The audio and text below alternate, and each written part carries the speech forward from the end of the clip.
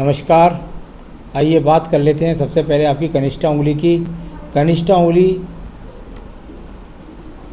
और यहाँ पर सूर्य के पहले पर्व तक नहीं पहुँची।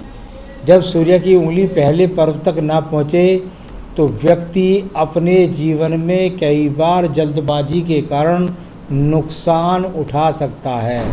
यानी कि कुल मिलाकर के नुकसान उठा सकते हैं। कोई भी जल्दबाजी ना करें। साथ ही साथ आपका व्यवहारिक पर्व पर भी कट के निशान हैं और थर्ड पर्व पर भी कट के निशान हैं। यानी वर्तमान में ना तो आर्थिक स्थिति से आप मजबूत हैं और साथ ही साथ आप बौद्धिक रूप से भी पूरी तरीके से सक्षम नहीं हैं। यानी कुल मिलाकर के अभी आपकी एक बचकाना जैसी जो हरकतें होती हैं उस तरह का व्यवहारिक पर्व यहाँ खराब है। तो उस बात से संभल के रहिएगा।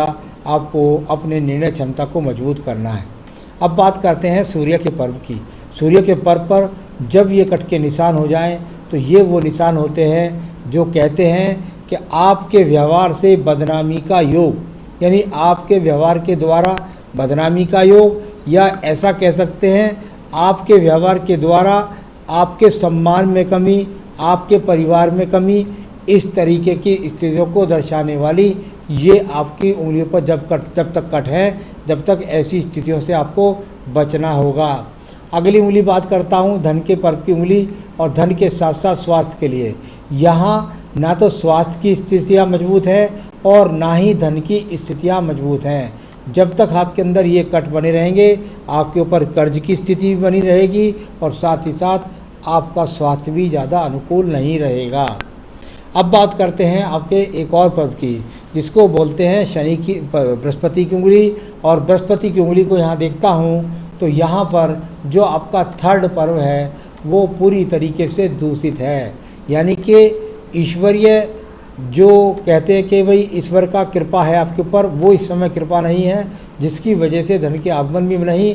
और सेकंड पर्व पर जब ये कट के निशान हो जाएं तो पत्नी से खराब संबंधों को दर्शाता है, या गलत ऐसा कह सकते हैं कि अगर विवाह हो जाए तो संतान सुख में कमी को दर्शाता है।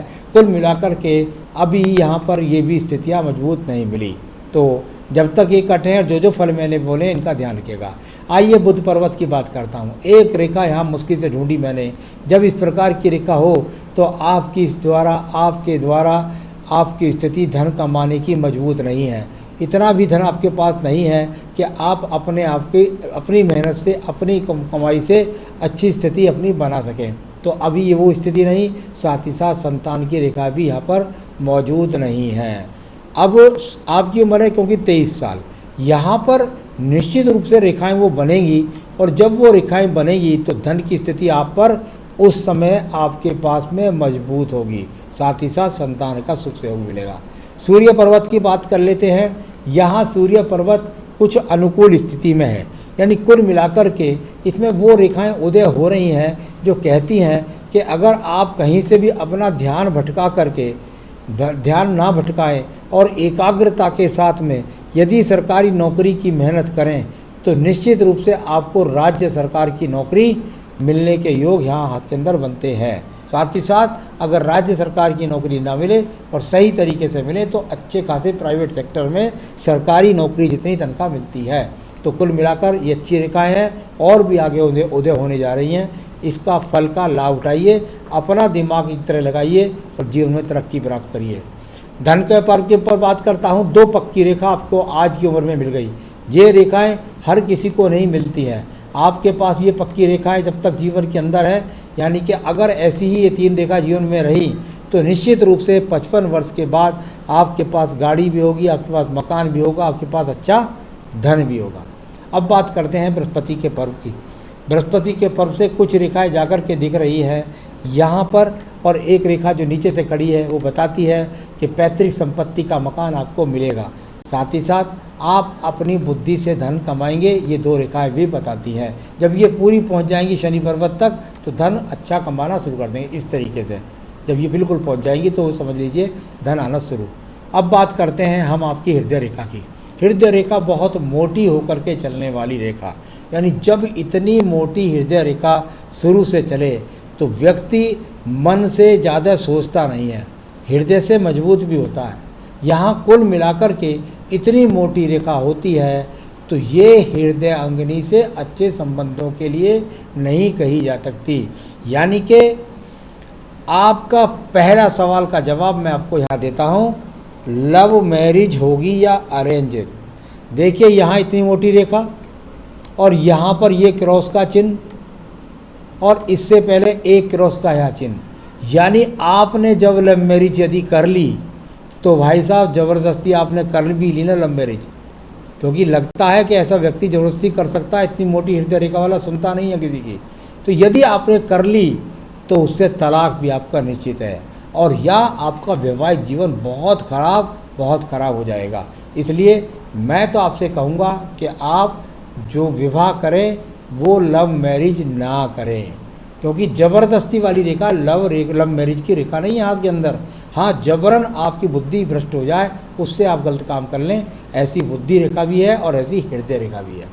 तो चलिए, ये अपने आप को भोग काल को ज़रा बचना होगा, मैंने आपको इंडिकेशन दे दिया है।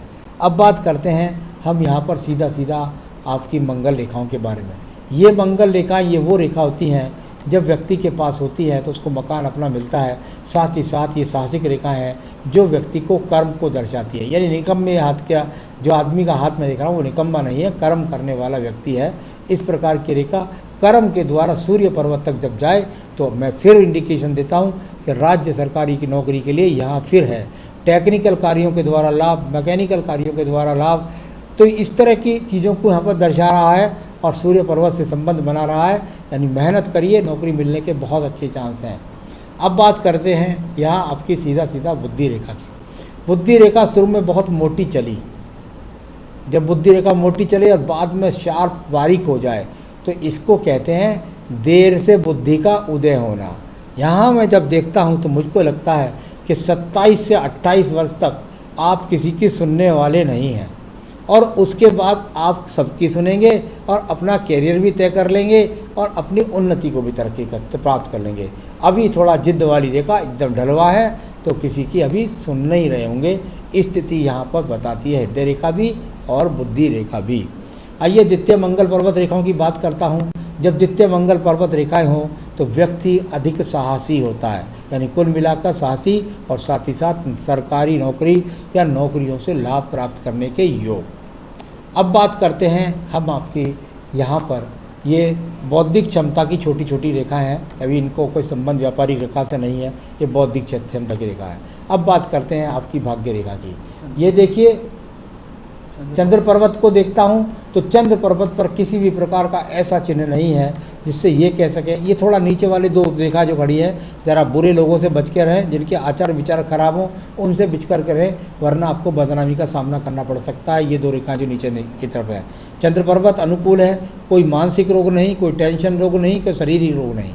अब चंद्र पर्वत की किस रेखा का संबंध करते हैं।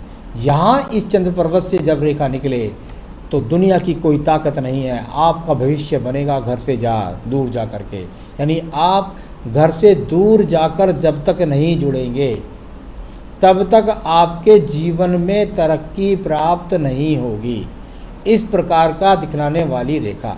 साथ ही साथ आपके जीवन में ये रेखा 35 के बाद है, ये आपको 35वें वर्ष के बाद काफ़ी प्रगति दिलाएगी। तो ये आपके पास भाग्य रेखा है, आपको दूर स्थान से जुड़ना है और दूर स्थान से जुड़ कर के आप एक ही जैसे काम में पूरी ज़िंदगी निकाल देंगे, उसमें फिर आपको परिवर्तन नहीं करना पड़ेगा। चाहे वो व्यापार करें और चाहे वो नौकरी करें, लेकिन करना पड़ेगा आपको दूर स्थान से, यानी घर से दूर जा कर के। सरकारी नौकरी के योग है क्या, सवाल पूछा था आपने, मैंने बता दिया, हाँ योग है, मेहनत करिए। आइए शुक्र पर्वत को देख लेते हैं।